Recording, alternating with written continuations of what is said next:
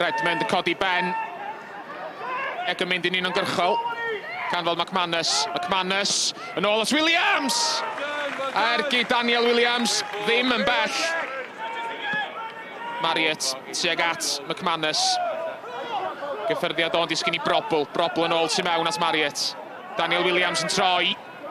Canfod McManus! A McManus ar y foli i ergyd o 20 llath oddi ar y targed. Digon o fyrn gan y Seintiau. Bale yn ôl at Brobl. Ciro Twomley.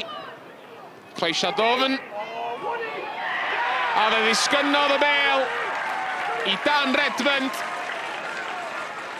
Cam ddealltwriaeth amddiffynnol gan yr ymwelwyr. A Redmond sy'n rhoi y Seintiau ar y blaen. Llifoliadau yn dod ymlaen. Yn neuadd y parc. Wrth i tîm cartra ymosod unwaith eto. McManus yn tynnu'r Bale i lawr yn wych. Ac am yr 8fed gêm gyngrair o'r bron. Mae prif sgoriwr y Cymru Premier wedi canfod cefn yr hwyd eto. 2 gôl mewn 2 funud i'r Seintiau Newydd. Adam Wilson cadw'r Bale ar dir y byw. Daniel Soma. Ceston Davies yn cael ei ben ati bod i Gris yn cael ei tynnu.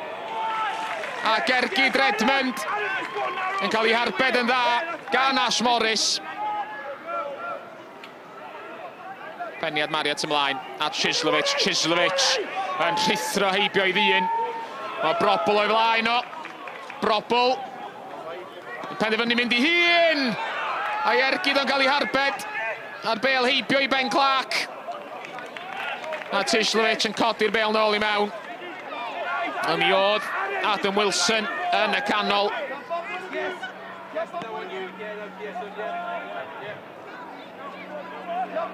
Chislovic yn canfod Wilson yn mynd i cwrt Cosby. A Wilson yn disgyn wrth iddo fynd am i Ergyd. A mi oedd hi'n ymddangos fel bod na wthiad arno fo. Mi nath o pelio am Geicor Smotin, dim diddordeb gan Aaron Wyn-Jones, y dyfarnwr. We're pleased with the win, the clean sheet. I think we're a little bit sloppy in the final third, but we were ruthless and very, very good last week. So I want everything, but can you have everything? I'm not too sure. TNS have got a very, very good side, and I think when you play against the top sides, you've got to have a plan, and I thought the plan was good.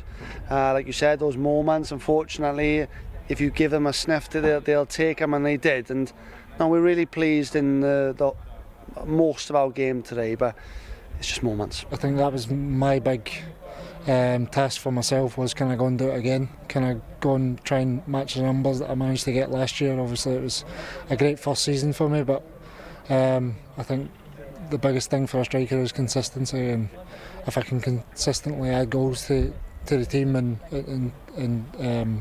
score goals to help the team win, then I know I'm doing my job.